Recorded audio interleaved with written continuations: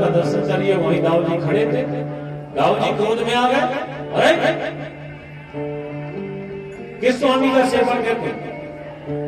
जब उस पर दुष्ट होने लगे तो कन्हैया कहते, दाऊ जी इस सेवक पर आप क्यों रुष्ट होते हैं, क्यों कोप कर रहे हैं, इसका क्या दोष है? दोस्त तो इसके स्वामी का है। अपने सेवकों से कहा कि जाओ भैया इस सेवक की सेवा करिए, भोजन पानी की व्यवस्था करिए, ढंग से आतिथ्य संस्कार करिए। एक बार भ्रमण करते हुए गोविंद कहीं जा रहे थे, मार्ग में पौंड्रक बाप जो मिल गया, भयंकर युद्ध छिड़ गया, उसका उद्धार किया। काशी राज का उद्धार किया मेरे गोविंद ने। एक विघ्न नाम का बानर था जो द्वारकापुरी के वृक्ष उजाड़ रहा था, तो दाऊ जी ने उसका उद्धार किया। श्री सुखदेव मुनि राजा परीक्षित से कहते हैं कि राजा,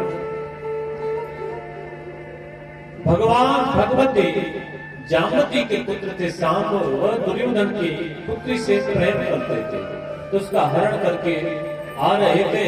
तो दुर्योधन ने अनेक महावीरों को साथ में लेकर के आक्रमण किया, भयंकर युद्ध छिड़ गया, सबको सांब ने पराजित कर दिया। अंत में एक साथ बाणों को छोड़ा और सांब को बंधन में कर दिया, कारागार में बंद कर दिया। तो दाऊ जी गए अपने सांब को छुड़ाने के लिए। दुर्योधन जब नहीं छोड़ता है तो दाऊ जी ने कहा, मैं हस्तिनापुरी को ही रसातल में फेंक दूंगा। तो दुर्योधन ने अपनी पुत्री का विवाह सांब के साथ किया। प्रेम से बोलिए जय श्री राम। देवर्षि नारद भगवान की ग्रस्त लीला के दर्शन करने आए। देखे तो मेरे गोविंद कैसे रहते हैं।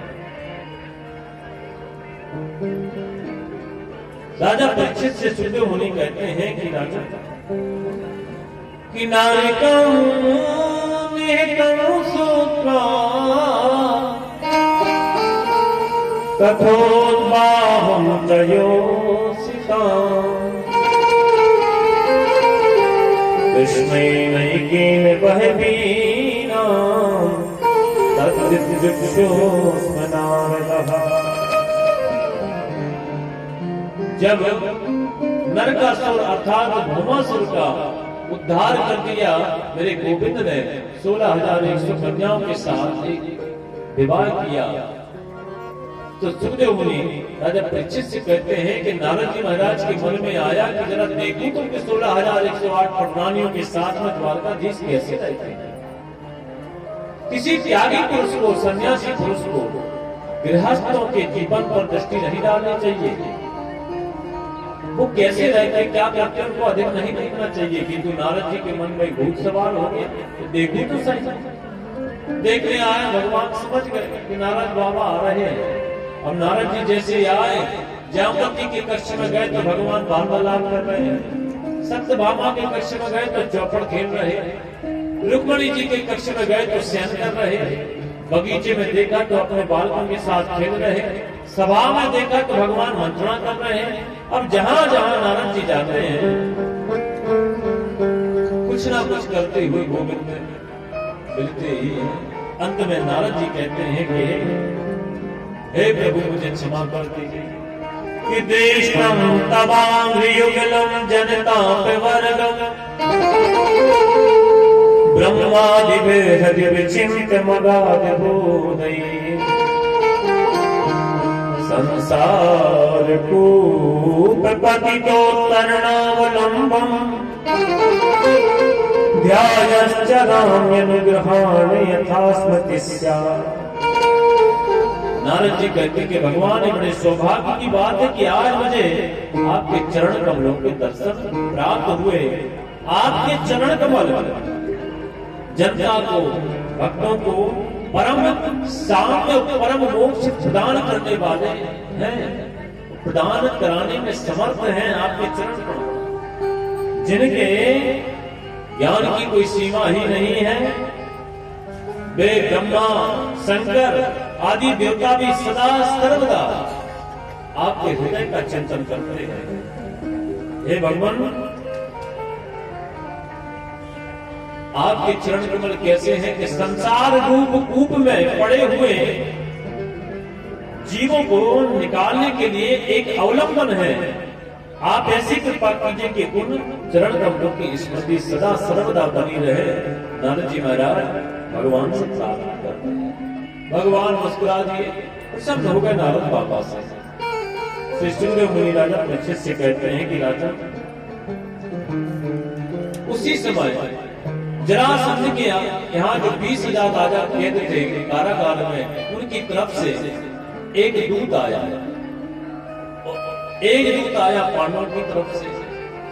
तो उस दूत ने कहा, महाराज हमें 20,000 राजाओं ने भेजा है, वो कैद है जरासंध की कैद में, कारागार में कैद है। उन्होंने कहा कि द्वारकाधीश से कहिए कि हमें मुक्त करें।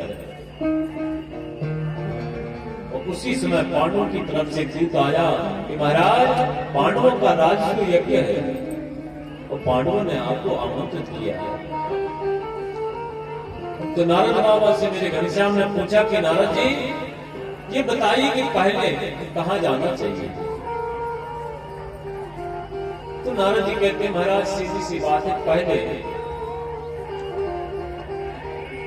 आज तो वैसे तो राजसूय यज्ञ में सम्मिलित होना चाहिए। कन्हैया ने कहा ठीक है। तो मेरे गोपाल गए राजसूय यज्ञ में। जैसे पहुंचे तो पांडवों को बड़ा हर्ष हुआ, बड़ी प्रसन्नता हुई।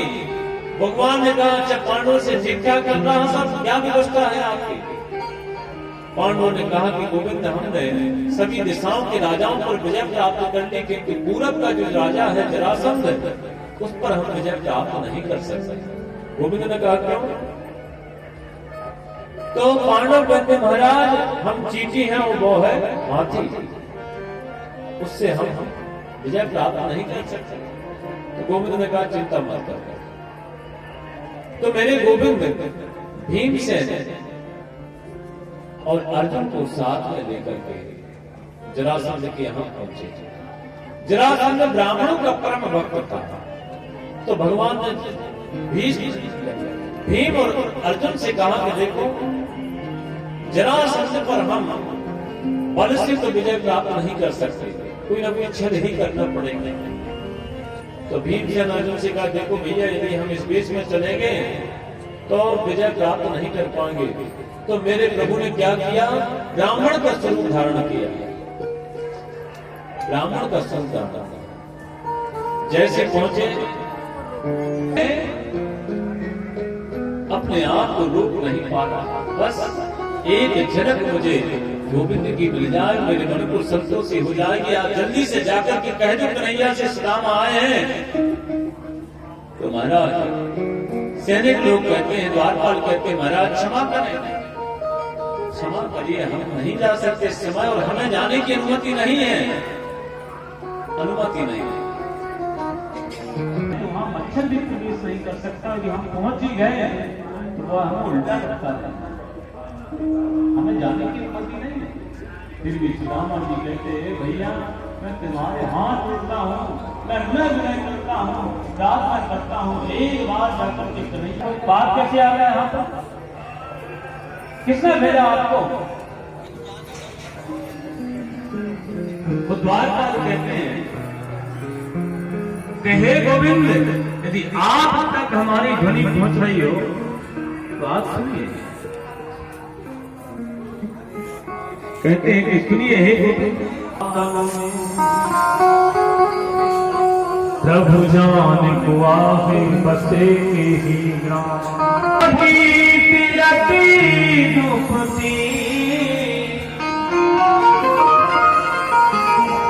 और पाए उपालग की नहीं सामान कि द्वारे वसुधा अभिराम वो पूछत दीन दयाल को धाम बतावत आपनो नाम सुदामा। द्वारपाल कहते हैं कि हे गोविंद, आप तक यदि हमारी ध्वनि जा रही हो तो सुनिए कि एक नितांत दुर्बल ब्राह्मण द्वार पर आया होता है और महाराज इतना दुर्बल है, इतना दुर्बल है कि शरीर की एक एक हड्डी की गणना हम कर सकते हैं। सुनिए कि धोती फटी सी महाराज तन पर एक धोती है, और धोती भी फटी सी, फटी लटी और दुपट्टी भी कि धोती फटी सी लटी दुपट्टी। और महाराज पैरों में जमाई फटी हुई है, रुधिर बह रहा है, पादुका चरणों में है नहीं, चरण पादुका नहीं है। खड़ो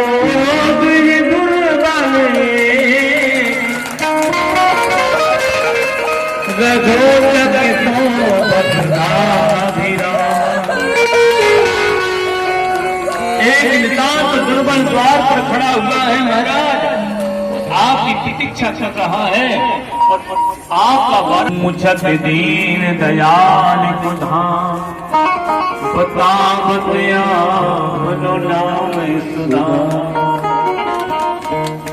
दीन दयाल आपका धाम पूछ रहा और अपना नाम सुदामा कह रहा, अपना नाम सुदामा। देखिए जैसे ही सुदामा नाम सुना तो मेरे द्वारकाधीश ने 7वीं मंजिल से चिराग लगा दी। जैसे चिराग लगाए दुपट्टा कहीं पर पड़ा हुआ है, पादुकाएं पैरों में है नहीं है, सैनिकों को धक्का देते हुए सुदामा